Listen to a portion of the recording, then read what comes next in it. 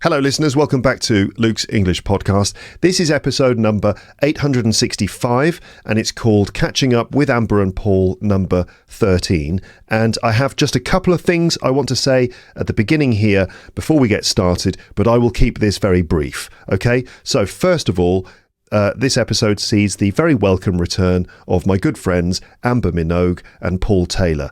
Amber and Paul have been regular guests and very popular guests on this podcast since I first got to know them and invited them on the show about 10 years ago. So they've been regular guests over the last 10 years. For those people who don't know, Amber and Paul are both stand-up comedians, and that's how I know them. We all know each other from doing stand-up comedy in Paris in English. Now, Paul is definitely the most successful comedian of the three of us. In fact, he's a full-time professional stand-up comedian, and he does his own one-man shows. And when we recorded this, Paul was just on a break from a big world tour that he was doing, touring his latest one-man show, which was called Bisous Bye. It's a bilingual show in both French and English. You heard me talking about it in the last episode. So when we recorded this, Paul was on a break from that tour. So that's kind of gives you context. Paul talks about staying in hotel rooms and sleeping in his own bed for the first time and getting a bad neck because he's not used to it. So that's because he'd been on tour, touring around his comedy show. And also, I need to say that this conversation was recorded a couple of months ago, actually, in the autumn, all the way back in the autumn of 2023, so a couple of months ago. That's why we talk about, for example, the weather turning cold and some other things like that. You will also hear us talking about this big final show that Paul did at the Zenith. That's this big venue, this big concert venue in Paris. So Paul talks about the fact that he's going to do a show at the Zenith in front of about 4,000 or 5,000 people. And I tell you how to get tickets for that. But if you listen to the last episode, you will know that show has already happened. Okay, that show took place on the 6th of January, which is now in the past. So I'm sorry if you watch this or listen to this and you think, oh, that would be fantastic, I'd love to get tickets to see that show, then unfortunately it's not possible unless you have a time machine. But yeah, so sorry about that. But to be fair, I did actually tell you about the show on this podcast in the introduction to episode 855 and a couple of other episodes. I did actually announce that the show was happening. So I did give you a warning to get tickets. But anyway, sorry if you wanted to get tickets and now you realise that time travel is just not possible. I would, if I had a time travelling machine, if I had a time machine, then I would let you use it because the show was great. And he invited me to perform, actually, and I did 10 minutes. You can listen to the last episode of this podcast to hear me talking about that. Okay, I think that's basically what I wanted to say, really. So now I'll stop this introduction and we'll just let the episode begin. So here is a sort of tangential conversation. That means a conversation that goes off in different directions. Okay, which is typical about all sorts of things. Just enjoy another conversation with Amber and Paul. And so let's get started. And here we go. Hello, everyone. Welcome back to Luke's English podcast. Yes, you've seen from the title, it's actually happening. Amber and Paul are on the podcast. Hello. Has the jingle already happened? No, we haven't done the jingle yet. I'm just going straight in. But do you want to do the jingle? We'll do the jingle. Oh, no, I have to do the jingle live, don't I? Do you? Well, I don't know. What am I supposed to do? Put it in afterwards? Do you not edit your things? I do edit my things, but okay, I'll do the jingle. Well, no, then there needs to be a visual then with the jingle too, doesn't there? Oh, you've got, yeah. All right, just do it live. Okay, what do we just sit and look at each other while the jingle happens? So yeah, I suppose so. All right, okay. We can like newsreaders. Yeah, exactly. Shuffling documents. Shuffle the papers. They asked me to do that the other day at an interview. They're like, just so you know, at the end of the interview, we're going to keep rolling for a couple of minutes. And I was like, do you want us to do the news thing? He's like, yeah, exactly. I'm like, all right, cool. Shuffle news. So when we finished, the girl, the interviewer, she just started talking to me, and she like completely random question that nothing to do with anything. As soon as we cut, because she thinks I'm incapable of like pretending to talk. Do you know what I mean? So yeah. So they were like, okay, the interview's done, but keep going. And so she was like, so the weather's great today, isn't it? And I was like, what? Where's that come from? You can just do this. Rhubarb, rhubarb, rhubarb, rhubarb, rhubarb. That's what they do on the news. That is what they do. What, they say rhubarb? Say the word rhubarb. No. Yeah, because if you say rhubarb without just moving your lips, Rhubarb. it looks like you're rhubarb. All right, well, let's play the jingle and let's mouth rhubarb. Okay, we'll just go rhubarb, rhubarb, rhubarb while the jingle is playing. Here we go. Amber and Paul are on the podcast. Amber and Paul are on the podcast. Amber and Paul are on the podcast. Amber and Paul are on another podcast. Paul's a very funny boy. His laugh I very much enjoy. Amber's got a lovely voice. If I could choose an accent, hers will be my choice. Yeah. Okay, so the jingle has been done. We're in. Hello, Amber and Paul. How are you? How are you? I feel a little bit reluctant to just instantly ask you how you are, but I'm going to do it. How are you? Because this will lead to 1 hour of conversation. Absolutely. Possibly. It will just be us talking, and he's like, I've got an intro to do. I do have an intro to do. Anyway, Amber, how are you today? I'm good. Great. Paul? I'm fantastic. Fantastic. Fantastic. Wow, I'm not. I'm angry as normal. Really? Yeah. What was because of the journey here? I woke up with a creak in my neck, and as I was saying, it's our 15-year anniversary, and our babysitter pulled out tonight. So, fucking hell. I've got a babysitter. Is it the same? It's the same one. babysitter? She's got COVID. What? Yeah. How dare she have Ask COVID? Sarah. She's got babysitters. Yeah, but it's too late. It's tonight. Never too late for someone Yeah, who but wants some money. I don't know. So Paul's in a mood because it's his 15-year wedding anniversary. 15, not wedding. Not wedding, 15-year just together anniversary of being anniversary. together Yeah. with your significant Yeah, other. and like I did a whole thing. Anyway, The one time I make any fucking effort to buy like a present, last week I got a card. I wrote I spent like a day thinking about what to write in the card.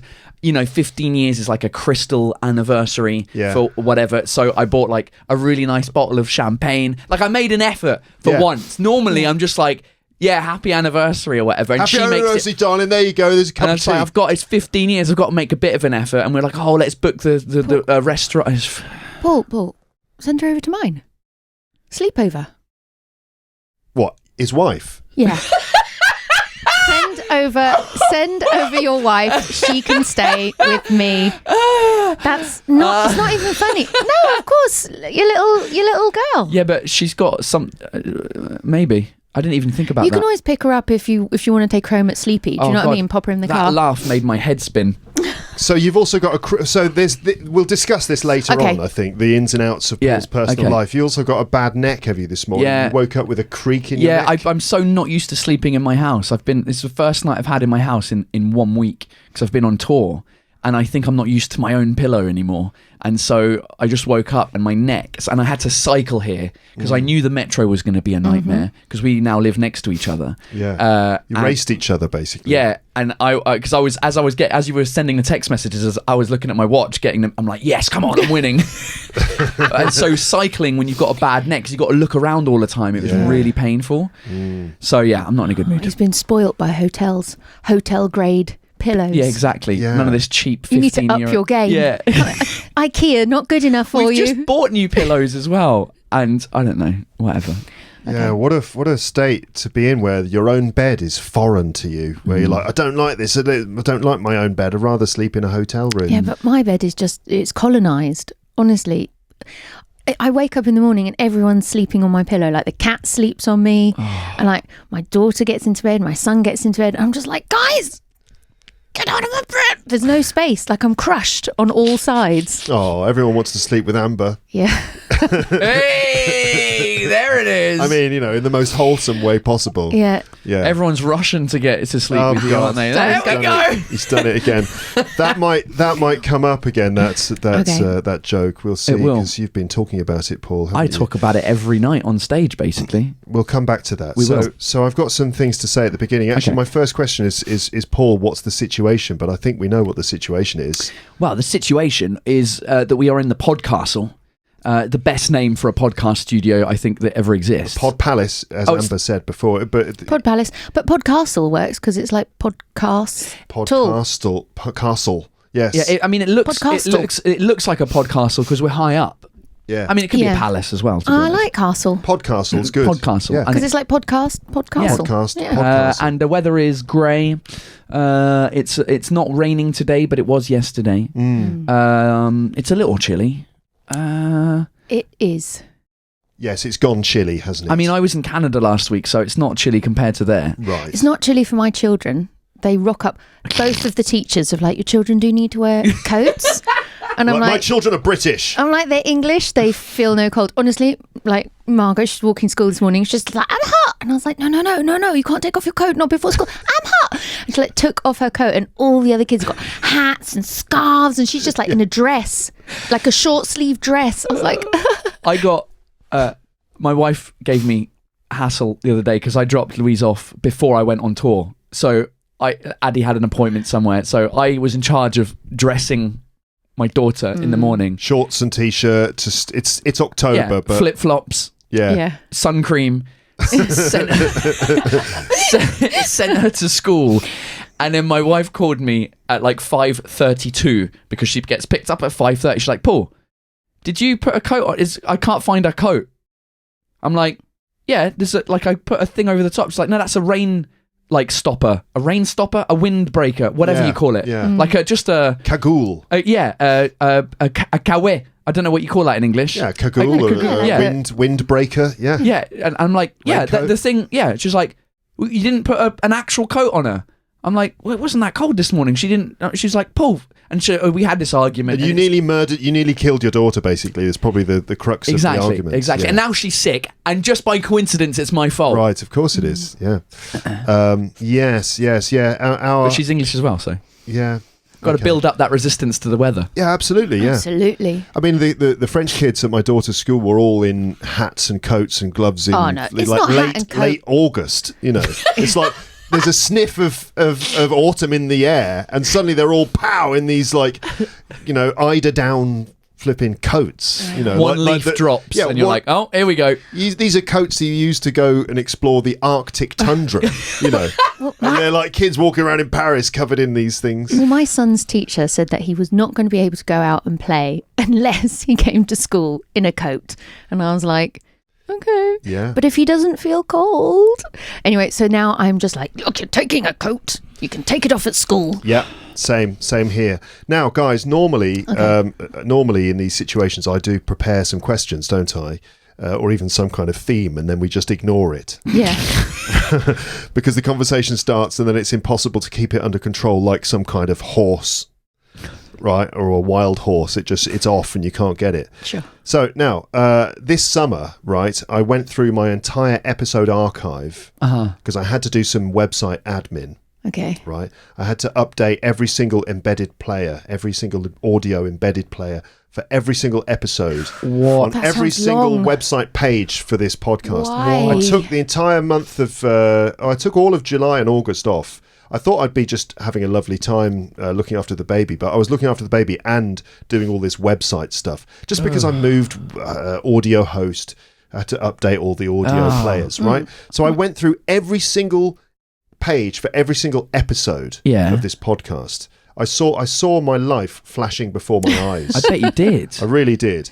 And also I saw YouTube, because you've been on this podcast quite a lot of times. Yeah. I don't know how many it is. It's got to be Loads. something like 50, 60 times. No. Seriously. No. Seriously, yeah.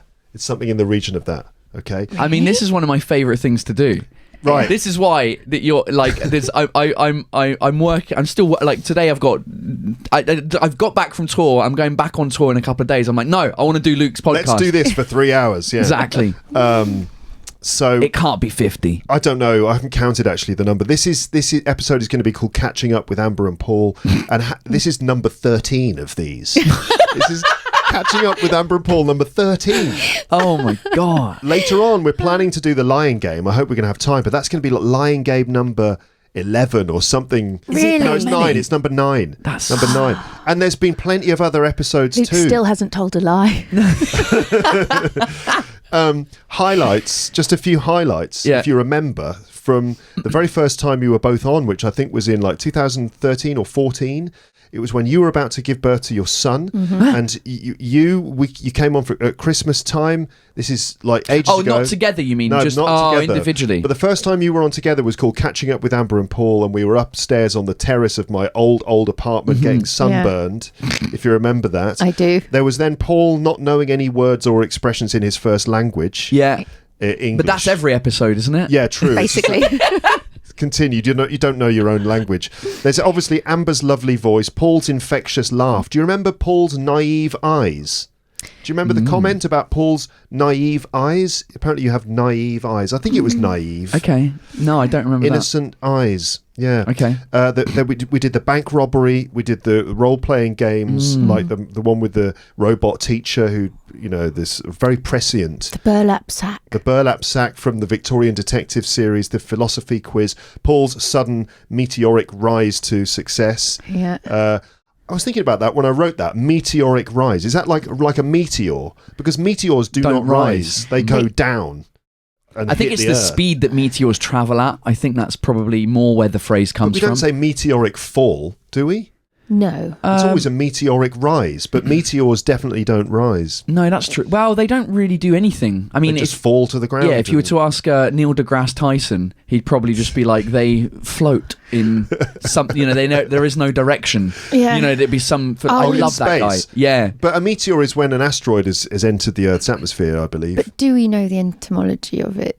Meteor. Yeah, I mean, is it just about that, or is it about just fast movement? And I don't know. Meteor. I don't know either. Meteor. Anyway, we see them falling, but maybe they're from a different perspective. Yeah, they're rising. rising. We're on the ground and it's coming down towards us, but because we're a globe, contrary to popular belief, then it might. Heard about this, Aaron? But apparently the Earth is flat. Anyway. The meteors might actually be coming from this direction, coming down to up and hitting us because we're upside down. In Australia, yeah. Well, potentially. Yeah. Anyway. All right then. So there was that.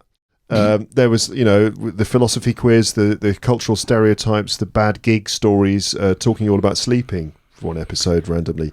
Amber's son shitting under a table in a restaurant. Yeah. A total of 4 babies born. Plus 5 now with the new arrival in our family. Surviving lockdown with the kids. The lockdown happened. I can't believe that the first one you didn't have. He wasn't born yet. Pregnant. Wow. I think it was about pregnancy, wasn't it? It was about having a baby, yeah. Wow, that's right. That is insane, isn't it? Visiting the Louvre and then... we went to the Louvre. That was fun. Yeah. And talking about going to the toilet for about 90 minutes. Most recently. But seriously though, right, it's been awesome. It's been awesome having you both on the podcast. You've brought a lot to the show, and I just wanted to express my gratitude for what you've brought to this podcast by offering you both a token of my appreciation. So I've got you both gifts somewhere. Yeah. I thought it was going to be a cup of tea. There you go. Who'd like to do the honours and open the box? It's in here. Now, go on, Amber. Audio listeners, I'll hold your microphone if you want. Okay. Audio listeners, you can't actually see this, but I've presented Amber with a brown cardboard box, which she is opening in order to reveal the contents. 2 gifts. What are they? Can you explain? This is exciting. It is kind of a cup of tea then, isn't it? I am seeing some, you can hear it probably, some porcelain. We've got here, oh my gosh, Paul. What? It's not just any mug. What? These are custom-made mugs. Hold on. Amber and Paul are on the podcast. Look at that. We've got our pictures on it. From the olden days. From the old days with me and my white shirt and black tie. Look at that. That's us, the 3 of us on stage. Not together, but combined together. For those of you who are watching on YouTube. That's so Here you nice. go. Here's the mug, ladies and gentlemen. There it is. Let's bring that nice and close. Did you not make that? Is that not one of the pictures of one of the episodes? Amber and Paul are on the podcast. Yes, this is an image that I made for one episode or 2, and I use that image a lot. But he didn't call us to get a headshot, did he? No. He's like, I'll just take any old random pic. It makes it more authentic, doesn't it? It does. You know, if you just said, "Oh, I'm going to get a nice picture," it looks. But this you is look so good. You this look looks good in like the a, pictures, a don't you? Facebook kind of. Because sometimes I get those reminders on Facebook, and it's like 9 years ago today, and it's just us on stage all the time. It's just that's the only thing that's on Facebook. It's just us lot. Yeah. But this is perfect with Paul in his white shirt. That's so. Thank you, Luke. You're That's welcome. so You're welcome. thoughtful. I went for the old school pictures because I just thought, that's the sort of the vibe here. Is Yeah. that, just as a little Absolutely. reference to the good old days now, we could call them. I'm touched. That's really sweet. I love that. You're That's very such a nice welcome, of gift. course. Thank You're you. welcome. And we're almost yeah. the opposite because you're black and white. You've got the black and white, like Yeah. little French made sort of, what do you call that? It's a Peter Pan collar. Is the it word pizza? you're looking for? Okay, all right. I didn't know that. French made. I don't know. It looks like a French maid. You know, the little, like in the restaurants. I know what you mean, Do you know yeah. what I mean? Yeah. So I will make you a cup of tea now. In our new mugs. In our new mugs. Paul arrived earlier on. He's like, "Can I have a cup of tea?" And I was like, "No." He's like, I don't have enough mugs. I'll go and wash it. I'll go and wash no, the mug. no, you He's won't. like, no, don't worry about it. The tap isn't working properly. I'm like, oh, okay. I'm sorry, I was late. There was someone on the high. Someone had descended onto the rails, and so my metro was delayed. Don't worry It's a about drunk it. English person. Oh, Dave! Whee! Do you want to just swill out the mugs with some water and put the water into the plant pots there? Oh, that's a good Sure. idea. And then I'll get the I bet you kettle do. on. Okay. And then we can sort of settle into this episode, which is, as I said, called Catching Up with Amber and Paul. The idea of these episodes is that... Which plant needs it the most? the This one? peace lily, yes. The peace lily. It's quite a thirsty plant, that one. The idea being behind these episodes is that basically I just say to you both, so what have you been up to? Okay. And then hope that we get about an hour of podcast content out of it. Mate, See if we can restrict it to an hour. Let's see. yeah, it's more restricting to an hour. Then we're going to go and have lunch, right? And then after that, well, we'll see. Hopefully we'll have time to then do the classic lying game, which we'll explain in a bit. So, if this is episode 9 of the Lion Game, I'm not sure that we need explaining it again, but Yeah. we of course we will. there will be a fair number of new listeners who have actually never heard the This is lying true. You're game. crushing it on YouTube. Hello, think. YouTube, by the way. I by saying hello, I'm saying hello to more people than I am on my own channel now. Good work. Yes, it's coming along quite well. Yeah, YouTube's a funny one. You kind of sometimes you wonder, when's the algorithm going to be like, nah, I've finished with him now. I will move on to someone else, because that's kind of how it feels a little bit on YouTube. That you're just at the mercy of the algorithm. Yeah, but the algorithm is all it is what people want to watch. So if people are watching your thing and they're watching a lot of it, then they'll just get served more of it. It's basically Right. it's basically a servant to the watchers, the algorithm. Yeah, It's nothing to do with like, they decide to put. So it's just like, hey, if people want to watch this, they'll watch it. And if they watch it, then they go, this is what he likes or she likes or they like, and they'll just add more of the stuff. So You clearly, like this? Here's some more. And that's why you can't let your children play with your phone, because they mess up your algorithm. If I man. get any more chipmunk content, my Netflix is ruined. My Ruined. Spotify is ruined. You know, you get Spotify. Is it Spotify Unwrapped? Or whatever Yeah. it is at the end of the year, where it's like, let's look at your highlights for the year. It's like the wheels on the bus. The wheels on the bus go round and round was your favourite jam this year. Like, no, it was not. absolutely. So shall I start by asking you the key question, the question that's going to kick it all off, which is, so what have you been up to, guys? Who wants to have first crack at that question? What have you been up to? Listen, Paul has been up to a lot. Yeah. He's been up to a lot. So I don't know if that means he should go first. Yeah, go on then. So what have you been up to, Paul Taylor? When was the last time that we were on? Because I don't know what. I feel like we haven't seen each other. It was hot. It was a while ago. No, I think it was like maybe springtime or just early spring when we did the Titanic toilets and TikTok talk. Okay. So I think it's at least 6 months, something like that. Yes. So we haven't seen you since you went off on tour. No, I mean I've since April I've been on tour. Basically, Yeah. I finished my shows in Paris in March on the 1st of April, it's just been touring in 18 different countries. Touring in 18 different countries. Yeah, we've got 2 more to go. Just in case no one knows, because there are new people. Yeah. Paul, stand-up comedian extraordinaire, in English, in French, both. This is your third spectacular one-man show. Yeah. Right. This one is called Bisous Bye. Yeah. Right. And yeah, you're kind of Paul Taylor, the phenomenon, the English-speaking comedian who made it big. Do you not pass him on the metro all the time? I do. I see all his posters on the metro at the moment. Absolutely, yeah, that's true. Yes. So there you go. So Paul's a stand-up comedian and he goes around normally France and French-speaking countries doing a show, a one-man show where you tell jokes and stories and that sort of thing. Yeah. So 18 different countries. Yeah. Which countries? All right. So France, obviously. Yeah. Thailand. Naturally, yeah, of course. I mean, we did Bangkok. So sure. That's all we did. It's not like we toured in Thailand, but we did Thailand, Singapore, Australia, US, Mauritius, England, Scotland, Ireland. Fuck Wales. Fuck Wales. The week after that, we did Amsterdam, so the Netherlands, Hungary. For some reason, he can't remember what happened after the Netherlands. Yeah, Hungary. Yeah, you were hungry, I suppose. Yeah, I was hungry, and then I ate some Germany. That doesn't work. No. German sausages. Germany, Austria. Then we came back and we did Portugal, Spain. That's 15. Canada. Yeah. 16.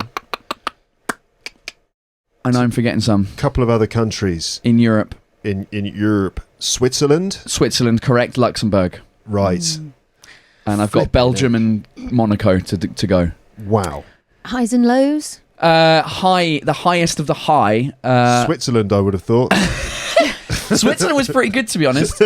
It was actually pretty good. The lowest of the low was... the Netherlands. the low country. Technically, literally, the Netherlands was the lowest country that we performed in. I'm sorry. Lowest of the low was Portugal. Okay, come on, tell us the story. Portugal? What was wrong? Portugal's lovely. Gorgeous. Yeah, I mean, the country's great. I mean, we don't see... I say I've toured 18 countries. I could have just been in Paris. I don't know where I am. We land on the day of the show, basically. We do the show, and then we fly back the next day. Yeah. So I don't see anything unless we're in. So in Portugal we did Faro, in the south, in the Algarve, mate. Right. It's just no one came to the show, and it's just old people, and none of them spoke English, so it was great.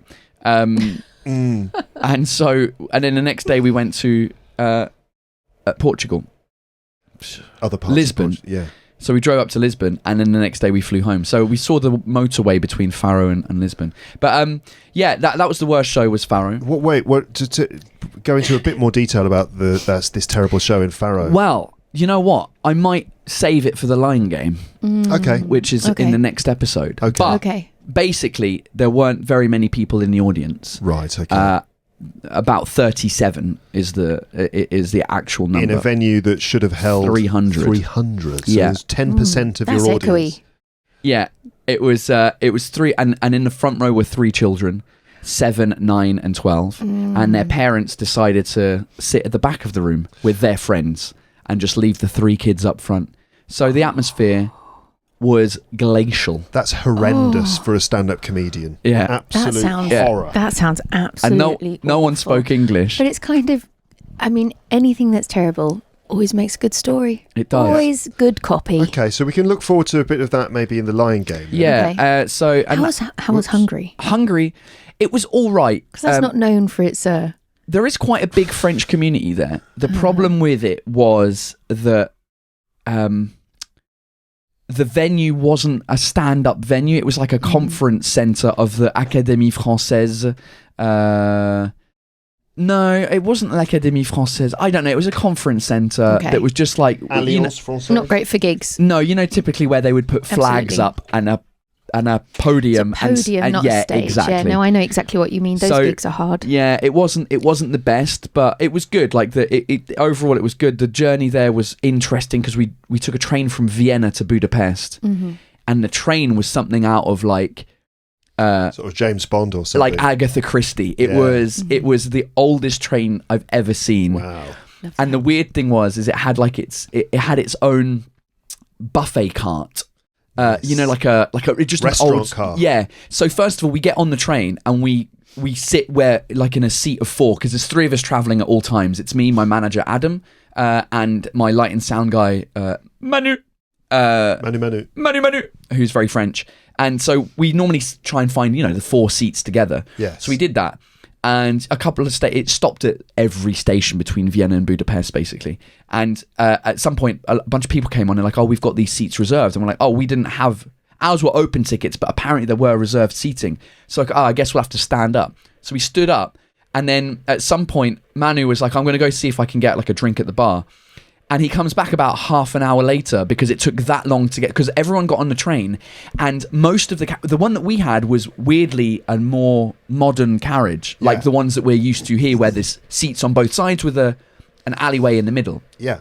The rest of the carriages were alleyway on the side with the booths. Right. Like these old, imagine like old Soviet type booths. Totally, yeah. So the booths were rammed and everyone would just stood up in the corridor. So you had to like literally squeeze past every individual person. Yeah. So he came back at some point with the... No, he didn't even come back. This was the thing. He's like, I'm at the bar. It's a nightmare to get here, but there's space at the bar because there's a bunch of tables free at the bar. So I was like, oh, Adam couldn't be bothered, so he stayed there. So then I made my way through to the bar. Took about 20 minutes. And then at some stage we're like, Adam, you have to come here. Like, instead of standing up for the next hour and a half of the train, come here. And on top of it, there was a hen do, a bachelorette party. When girl who's about to get married, having a party with her friends, has 15 other girlfriends with her, and they were like German, and they were in the train just having a riot in the car, like opening their own champagne, doing stuff. So Manu was loving it. And I said to Adam, because Adam's gay, I'm like, listen, there's a bunch of girls, you won't enjoy it, but at least you'll have a seat. So what ended up happening was, why did we decide to do that? I can't remember. He was like, I can't be bothered going through the thing. We're like, well, here's what we do. The next stop, you jump out of the carriage, leg it down the platform, 3 carriages, and then jump back on. What could go wrong? Exactly. So we stopped at this, like, wherever it was in the middle of nowhere station. And then he ran like James Bond. Like Tom Cruise. While Manu's out the carriage being like, I'm over here, and just legged it down, and he just got in, and we had a great rest of our trip. But yeah, the train was really interesting. Sounds great. Yeah. So yeah, Budapest was fun. Some shows go really well and some of them don't. And what's interesting is the ones I tell the Russian joke. Yeah. Go on. Oh God. You now tell the Russian joke on stage in your big show. I explain. Here's what happened. Everyone. What is the Russian joke? The new people of Luke's English podcast. Oh God, I thought I'd escaped this, but apparently not. No, you will never escape it. It will be. It's gonna be. I mean, it's already been a decade. Yeah, I think it has. Right. It has.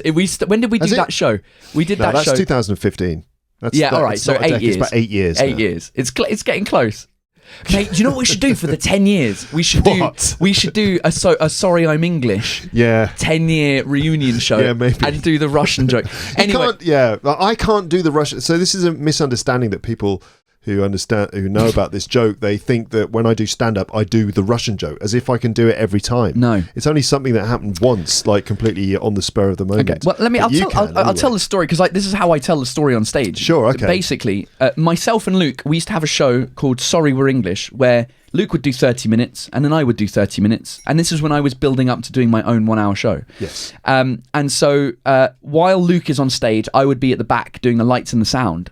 And then we would switch over because we couldn't afford anyone extra to do the lights and sound because we were in this tiny cave in Paris, basically.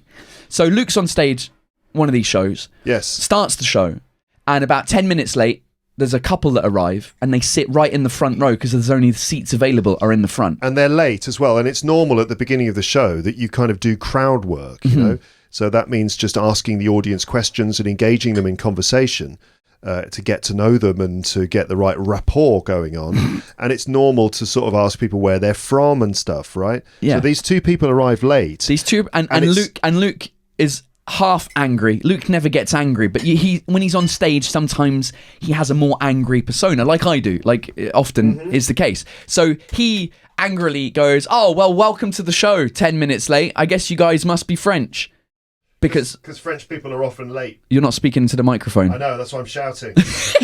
Because French people are often late. They have a phrase for it in France. It's called les 15 minutes de politesse, the 15 minutes of politeness, Right. which is called being an asshole in English-speaking countries. Oh my God. Hold on. Right, Amber, where do you want to put this? Hold on. You can put it here. We on didn't think this. about the logistics of the tea, did we? Okay.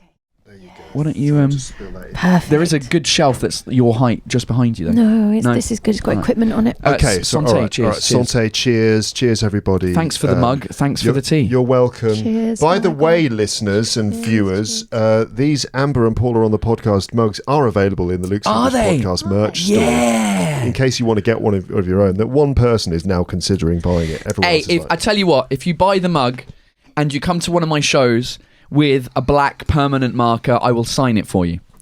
Tea has never tasted so good. I know, right? Would it work? A black permanent mark? Yeah, Yes, I think so. Yes, it does. I've okay. done that myself. Oh, there you go. Fancy. Yeah. So So Luke says, "Are you French?" And the couple replied, "No, we are Russian." To which Luke responded immediately, because he's so witty and so fast and so hilarious. He replied, "Yeah, but you weren't Russian to get here tonight, though, were you?" At which point, none of the audience laughed, yeah, except for me at the back of the room. yeah. I laughed because it's a great play on words. It's a great joke. It is a good joke. I laughed when you told me. Great Exactly. joke. Now, This is the thing, like when we told Amber about the joke 8 years ago, she had a good laugh. We had a good laugh about it. We moved on.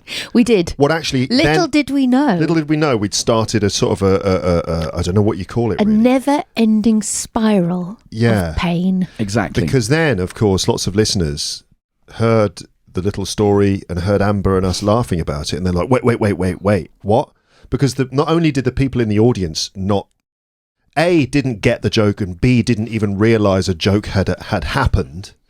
They didn't get it, but also the audience of this podcast, when we told the story, also didn't get it. But what was Yeah. the funniest thing for me was Yes. that you're on stage Yeah. and you realise that no one understood, but you know it's a good joke Yeah. because I'm laughing. So you're like, yeah, I made Paul laugh. Comedians, when we make each other laugh, we know it's a good joke. Yeah. And so you decided to try and explain the joke to the audience by saying it again, but Yeah. slower.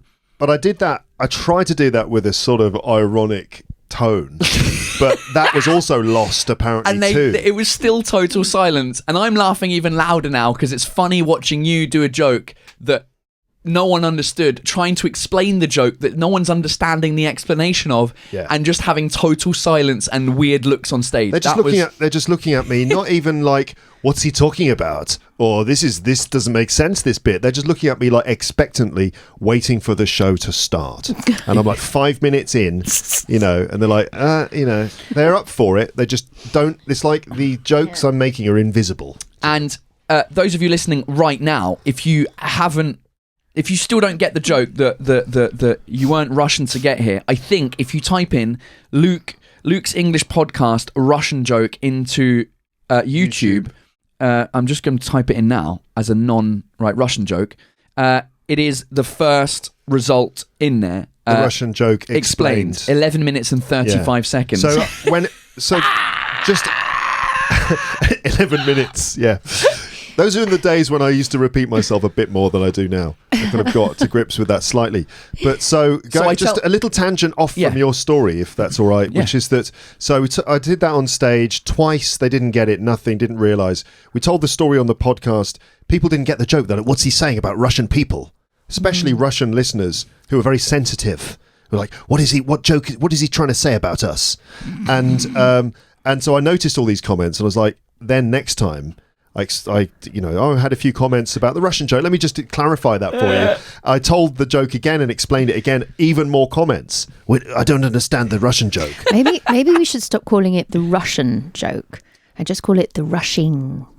Oh, the rushing joke. The rushing joke. Rushing joke. Or the late joke, because they hear Russian and they think, oh, they're joking about us. What is this? And you're not. No, I'm not. There's no. It's nothing to do with Russia. It just so happens that Russia rhymes with a verb which means to go quickly. Rushing, Russian, they sound very similar. They're very That's similar. it. That's it. There's no other meaning. And and every time I explained it, someone else would not get it. And then you decided that every time you were on the show, you would mention it so that someone else would ask what it was, exactly. so that, and I could explain it again.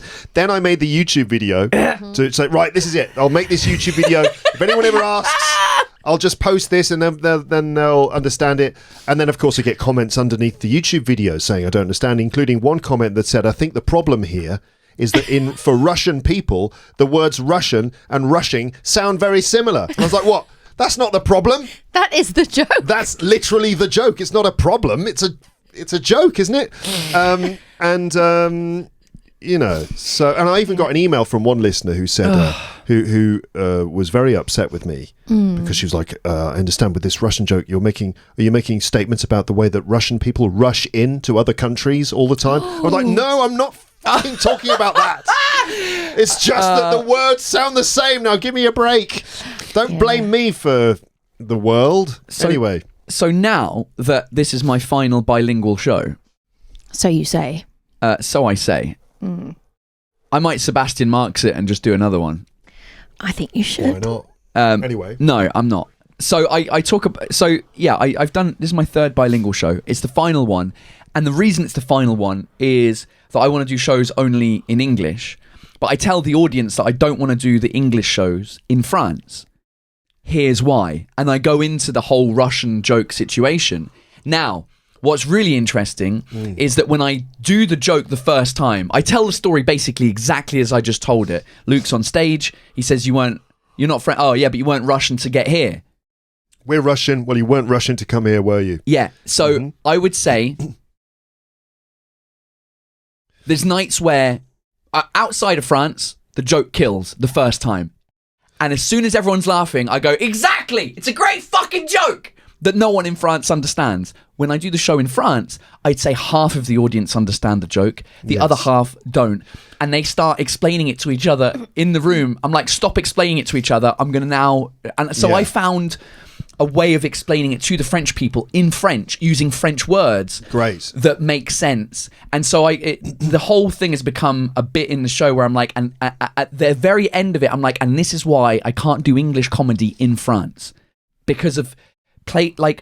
English comedy, specifically British comedy, I feel is very based on language, turns of words, play on words. It can be. Yeah. And references to English life or things like that, which is why a lot of English comedians don't make it out of England.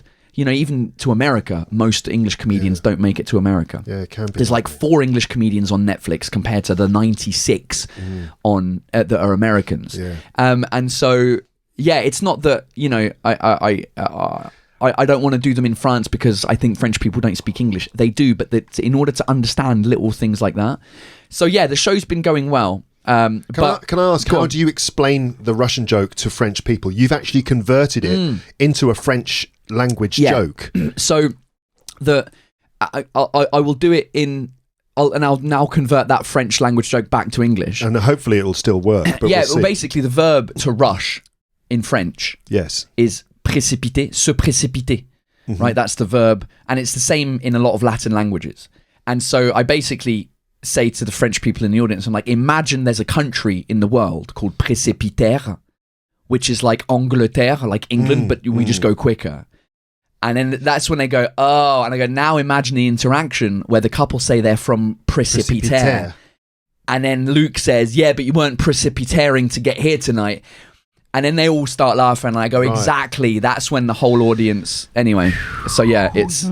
Even though précipiter in English means rain, but... precipitation. Oh, yeah, that's true. To precipitate.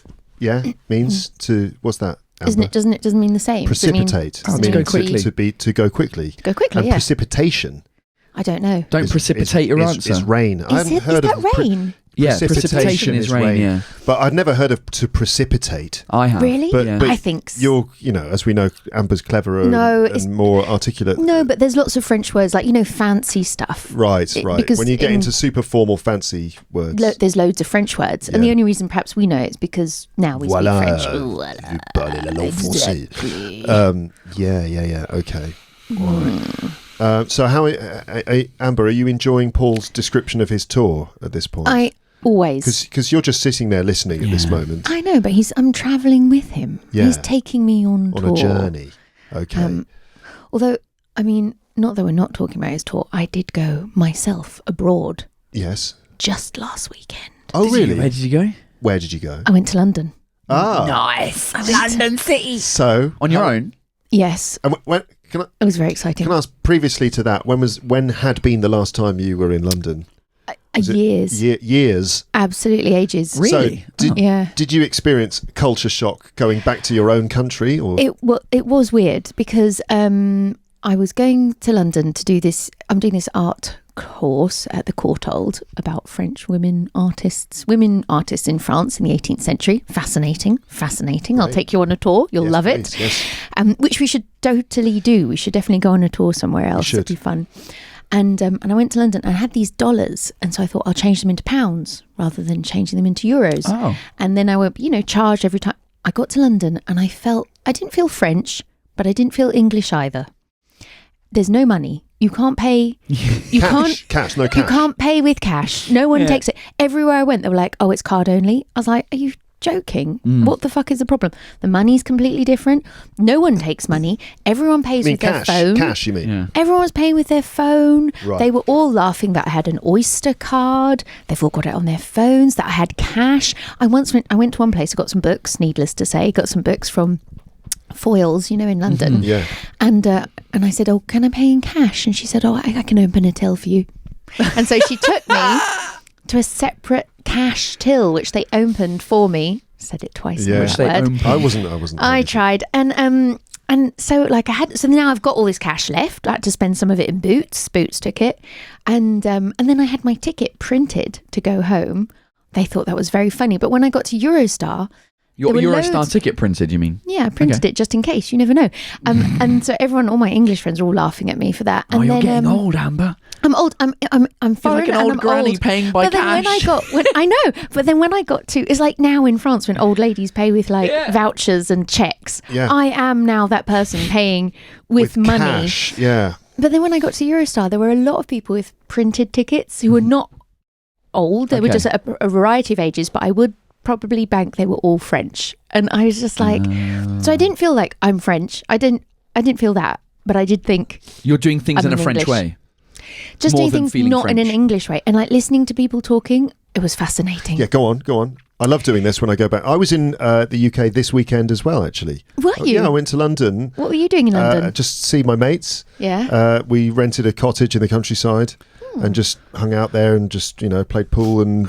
Just you or with the famille? No, with me, his mates. my brother and two of our friends. Oh, that's just lovely. Like a lads blokes weekend, And whenever I'm in the UK, I love just listening to other people's conversations. Yeah. Just to hear the general tone and the kind of indirectness. I think I texted you maybe a year or so ago saying I'm in London. And this is what it sounds like on the train. Sorry. Because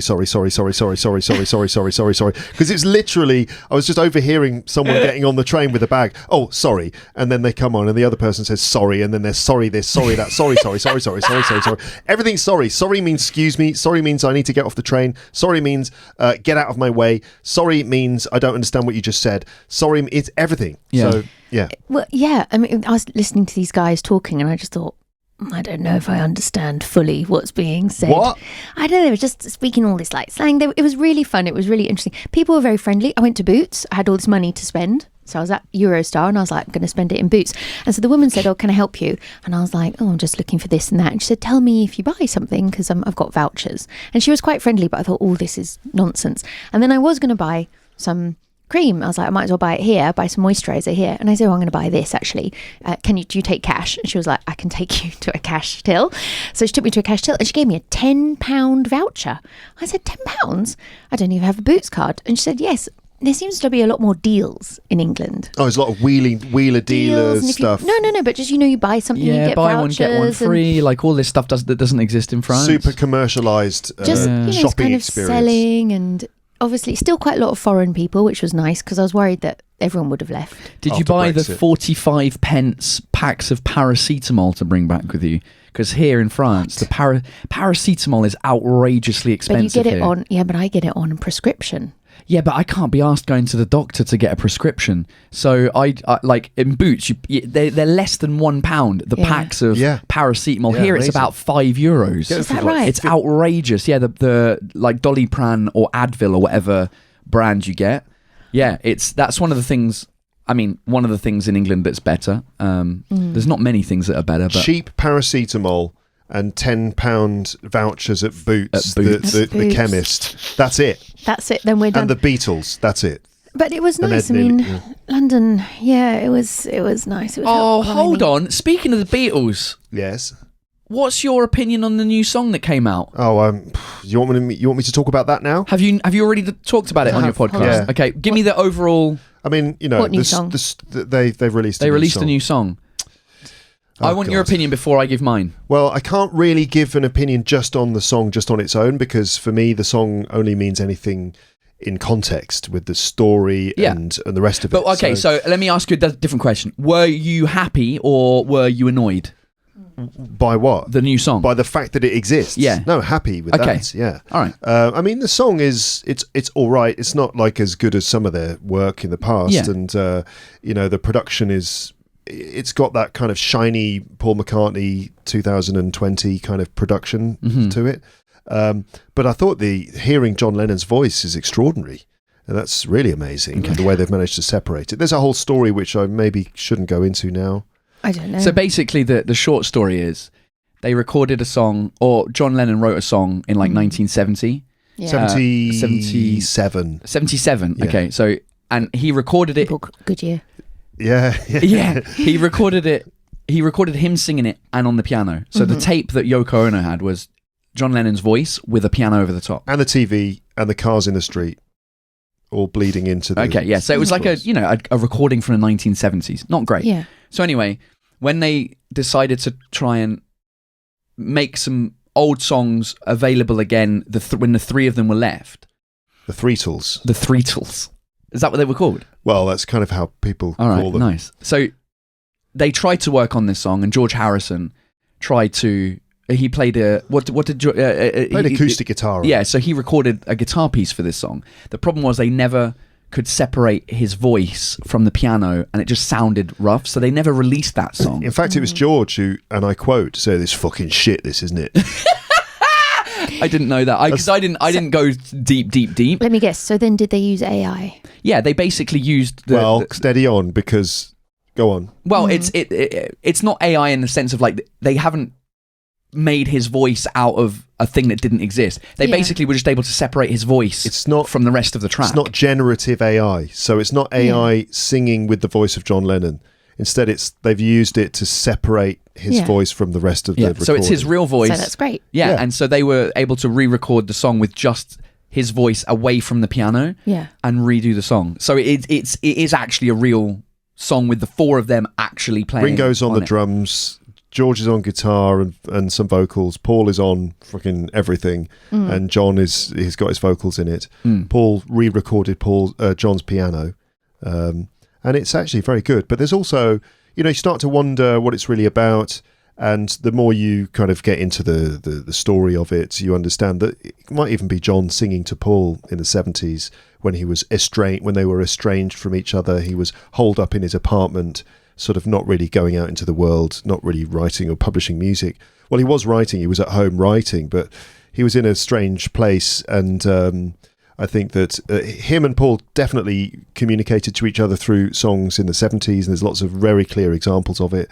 And there's a lot of it that's a lot more obvious than people give it credit for. He's quoting Paul's songs in his song lyrics in songs that are supposed to be about Yoko and stuff like this, and all sorts of odd things. And so there's that, and also the lyrics in the song Now and Then. There's a story there as well, which is that basically, okay, I'm going to try and give you the very quick version. Yeah, this is deep. This is deep I never. So, in 1981, Paul McCartney was grieving the loss of John Lennon, right? He was on Montserrat, where George Martin, the Beatles producer, had a recording studio. He was there recording his new album, right? And he'd invited some friends to come and work with him, including Ringo. He also invited this guy called Carl Perkins, who wrote Blue Suede Shoes, one of the old American 50s rock and roll guys. He invited him because he was friends with him. Carl stayed on the island for a few days, had a wonderful time. Apparently wasn't in the best place in his life at that time, but he had a lovely time, and he was so moved by the hospitality and generosity of Paul and Linda that he wrote a song. And the song was like very smooth country ballad, and the last line of the song was if we never see each other again, dear friend, think about me every now and then. Right?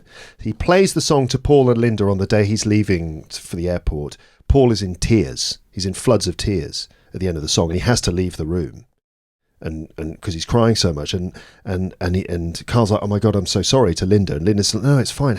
He really needed that. It's the first time he's really been able to cry, and then she says, but how did you know? And he goes, what do you mean? How did I know what? And she says, well, the lyrics of the song, those are only Paul and I. We're the only people in the world who know about that.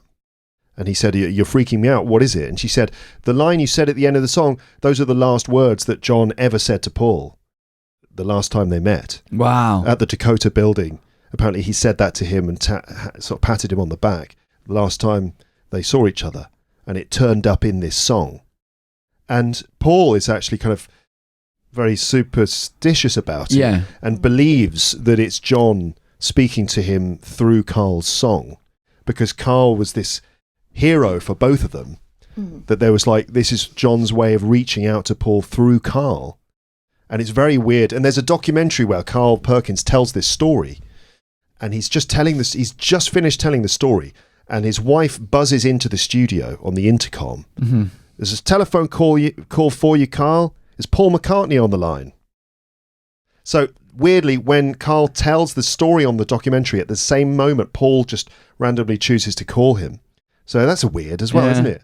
But that's the significance of the phrase now and then. And so obviously this means a lot to Paul. So that's also part of why he was so keen to redo this track.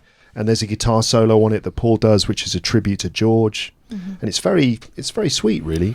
Well, sometimes things like that, like in life, you have these weird like this. The train back yesterday, from Montpellier, that I was on tour. Like it was just like something aligned weirdly in the universe. Yeah. So we get on the train. Me and Adam, we were in car 3. Yes. And we joined from car 2 because we couldn't be bothered walking one car more and then walking back because our seats were closer to car. So basically we walked onto the carriage with everyone's backs to us. Yes. If you know what I mean. Like you sometimes walk on a train, and when you walk through your carriage to get to your seat, everyone's looking at you. This was the opposite. Everyone's back. So me and Adam, we were sat the aisle. The way the aisle seating was 2 aisle 1. Right. So I was on the 1 and he was on the 2. And the aisle separating you. Exactly. So we sit there, and then Manu, the light and sound guy, he walks on from the other side. So he's facing us.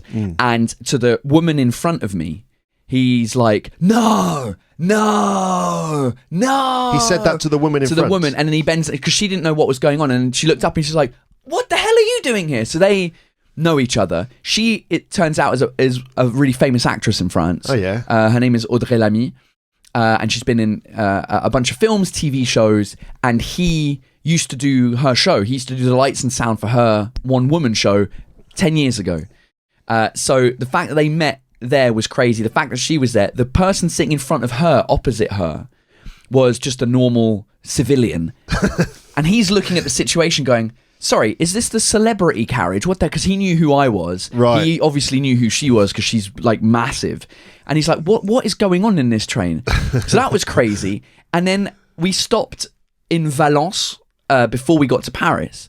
And as we're all chatting, the four of us together, on walks Olivier Véran, the old health minister during COVID. I was talking about Zaddies, and Sarah really likes. She has the hots for Olivier Véran. He has a photo of him getting the COVID injection with his shirt off, and she's like, "Oh God, yeah, give me a bit of that." So he walks on, and we're like, "Is that Olivier Véran?" It's like, "Yeah." So then he walks, and he just sits behind us. It's like, "What is this carriage?"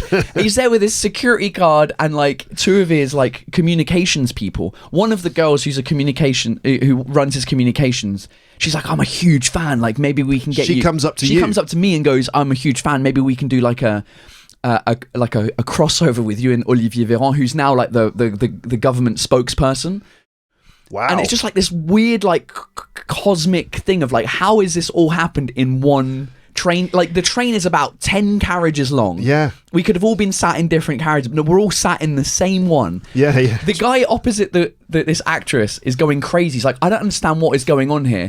So he's like, "Can we take a selfie?" And we take like a rip-off of the selfie that they took at the Oscars. You know where it's like Bradley Cooper and Jennifer, and it's like everyone there. We took the same selfie in the train. And it's like, this is weird how the world works sometimes, where you just... Do you not think it's a sign, Paul?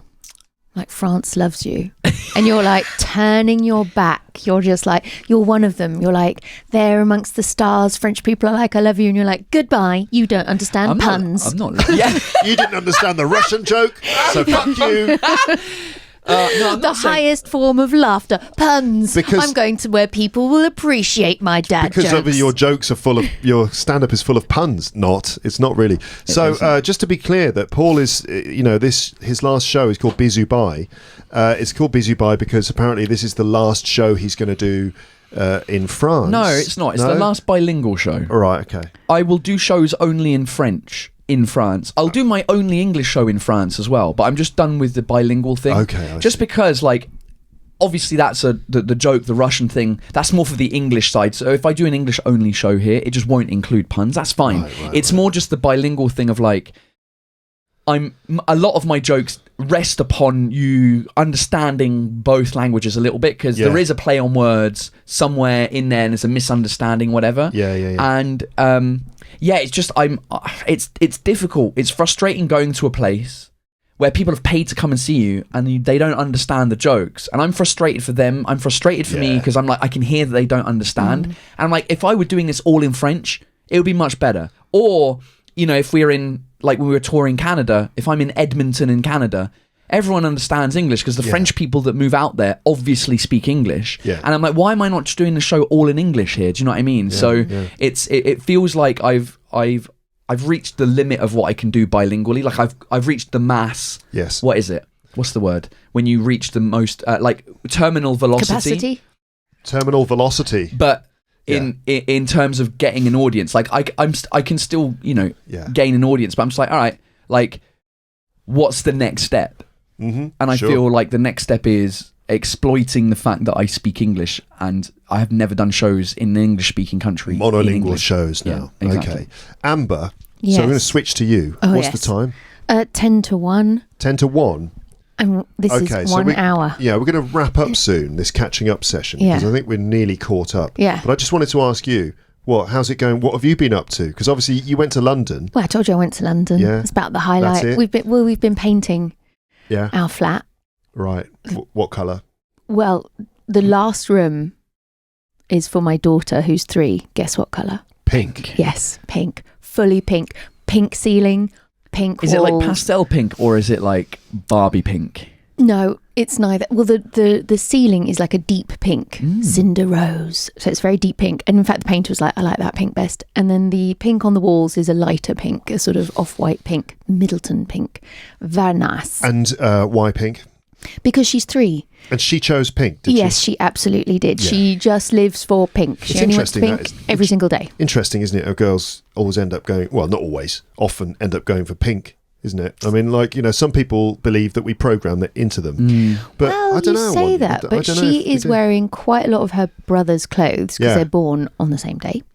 And so they're the same age, so they can wear the same clothes. And Well, wait, wait a minute, they're not the same age. She was But born the on the same same day. season. She was born on the same day, but like 5 years, 6 years different. afterwards. Yeah, but so when she's 3, and so when he was 3, it was the same season, and they're about the same size. But when he was 3, he was also into pink. She has got quite a number of little pink items. So maybe it's just 3 and not girls or boys. Yeah, maybe. It's just 3. But I like pink, and I think the room looks really nice. I bet it does. But we've painted everything. Pink shoes. Pink Yeah, shoes, pink shoes. exactly. I don't have anything pink. I got pink shoes and pink glasses. Yeah. Yeah, Pink is good. No, pink is lovely. I've got Ça te fait pink, bonne mine, they say. pink t-shirt, pink shirt. I mean, I've at got home. pink skin, so it kind of matches. Me too. Yeah. We're all quite pink. Yeah. To be fair. Have your kids said anything funny recently? Because every now and then you text me. Well, Margot, we're potty training. We're basically there, like it's okay, but we do have accidents occasionally. With the potty training. Yeah. Yes. Yeah. So there's occasional accidents. Do you know what I mean? She's still little. And so she said to me the other day, she said, Amber, because of course She calls you Amber. they all call me Amber, but she's just like, farts in knickers, poos in loos, pee-pees in potties. I was like, words to live by. Where has she learned that? Wait a It's minute. like, she doesn't just come up with that. Repeat that, please. Farts in knickers, Farts in knickers. poos in loos, Poos in loos. Remember this, everyone. pee-pees in potties. Pee-pees in potties. Is that the title of this episode? Maybe a subtitle. Farts in. Keep the farts in the knickers. Like you can Fart in the knickers. You can fart. That's okay if Yeah. you're wearing knickers. Because I just say don't poo in your knickers because she's that's She's the 3. big one. Yeah. And sometimes I'll say, do you need to do a poo? And she'll be, it's just a fart. And I'm like, that's okay. And so that's okay. But like sometimes it's a warning. So is it a warning? But so farts in knickers. Wonderful. Yeah. Poos in loos because it would be nice a poo in a loo. Because then you don't need to clean the potty. The best place for a poo, isn't it, really? In a loo. In the loo. Yeah. And then pee-pees and potties. But you see, she didn't see the poetry of it because, of course, poos and loos rhymes. Yeah. And pee-pees and potties is alliteration. Yeah. And so I immediately texted it to my friend to just be like, this is How proud you were. Yours is, so proud. I mean, it's mine. Her thing now is when we're in the bath, she goes, "Papa, papa," and she farts, and the bubbles come up, and she finds it hilarious, and good. so do I. To be fair, Especially when she's like, Papa. yeah, she stops. She'll be playing. She'll be in the middle of like playing with her thing, and she goes, "Papa." I'm like, "What? Regarde." And it just goes, bloop, bloop, bloop, bloop, and she loses it. She speaks French to you. Yeah, she doesn't speak English. Really? No. So my I'll change daughter, who's 5, just a couple of days ago, spilt some yogurt on the table, and she went, "Fock." Not fuck. Oh, fock, she said. Fock? And I was like, what did you... And I was instantly like, what? What did you just say? She said, "Fock. Fock in hell." Fuck in hell. And Wow. I think she thinks it's a fox. Oh. She thinks that that's a fox You in need hell. to correct that. Yeah, so it's not fuck. It's not fock, darling. It's fuck. Okay, Maybe get she it right. thinks it's a fock as in a seal. You know, a seal, Yeah, a sea it's a lion. fock. Oh, right. In yeah, French, because it's in un French, foc. a seal is a fock. Yeah, Yeah. I've noticed that. Yeah. Going through when she was like 1.5. Oh, look, a book of animals. Horse, cheval, une vache. A fock? Fock? Really? So anyway, so she said fock. And I was like, what? Fock? Fock in hell. Fock in hell. she Just thinks- keep it. Just keep it. She thinks either there's a fox that's in hell. Seal in hell. Yeah. So anyway, that was interesting. Interesting moment. They are funny. Yeah, they are funny little kids. Do they actually? Back to this. So swearing. We were in the car and we were driving. I know, on holiday, and so my daughter, she doesn't like the car seat. And she's like, "Get me out this bloody car!" And I thought, I just really enjoyed it so much. So she said "bloody car," but she's kind of really English. Like she won't wear a coat. She says "bloody" correctly. And the other day she made herself sick. I was doing this course online, and she rolled up. And she was like, "I'm not feeling well," and she had Marmite all over her face. Oh. And she'd taken the Marmite. She likes to take the Marmite and just eat it. And I was like, "Have you been eating?" We have to hide the Marmite because she'll eat it with a spoon. I said, "Oh, no wonder you're sick. You've made yourself sick from eating Marmite. And that's why we have to hide it from you." Marmite, listeners, is the most British thing in the world, and it's sort of you don't like it, do I you, Paul? hate it. You hate Marmite? Yeah. It's basically 100% brewer's yeast. It's just Delicious. vitamin B12. I mean, in it a jar. used to be. It's not that anymore. It is, isn't it? It's just It is. it's chemically No, made. it's just vitamin It's B. delicious. It's just vitamin B12 in a jar. It's like this brown sticky It's stuff, and you're only disgusting. supposed to have a little bit on like some cheese on toast with a little bit of Marmite, not eating it with a spoon. Wow, no. so she's so British. Yeah. Yeah, she's feeling pretty English there. Yeah. Yeah. Very good. Well, do you feel like we've caught up now? More or less. Yeah, I think so. Okay. Well, I think that then what the plan is What now. about you? What have you been up to? God, not much really. Just Doing the podcast, doing this, crushing it on YouTube. Yeah, trying. Doing the podcast, updating all the website websites. pages on on my website, and Dealing with a new baby. dealing with a How new is baby. this new baby? He's great. Yeah, he's a total cutie pie. He's good at the moment. I was just saying to Paul earlier, like he's good. He's great now. You know, in a few months he's going to start moving a lot more, and when he starts actually walking, that might be a totally different story. But at the moment, since he's basically he stays in one place. And he smiles a lot. Much easier. And that's great. So he's, we are able to sleep more or less. Sometimes, wake up a couple of times in the night, but other times just sleep straight through. So lucky. Yeah, he's a good lad, and he smiles and he charms all the ladies. Oh, Yeah. And the guys as well. He's just a charmer. that sounds. He's a little charmer. Do you know you're not sleeping? No, I mean, so like Louise, when she couldn't move, was the worst that she ever was. Now that she can move, she's great. Because she just, we couldn't leave her. We couldn't leave her. As soon as we sat her down or put her in a bouncer, Yeah. and we tried to go and cook something, forget it. She would just lose her shit straight into, So we had to be with her all the time, Right. and it was horrific. Oh, it was awful.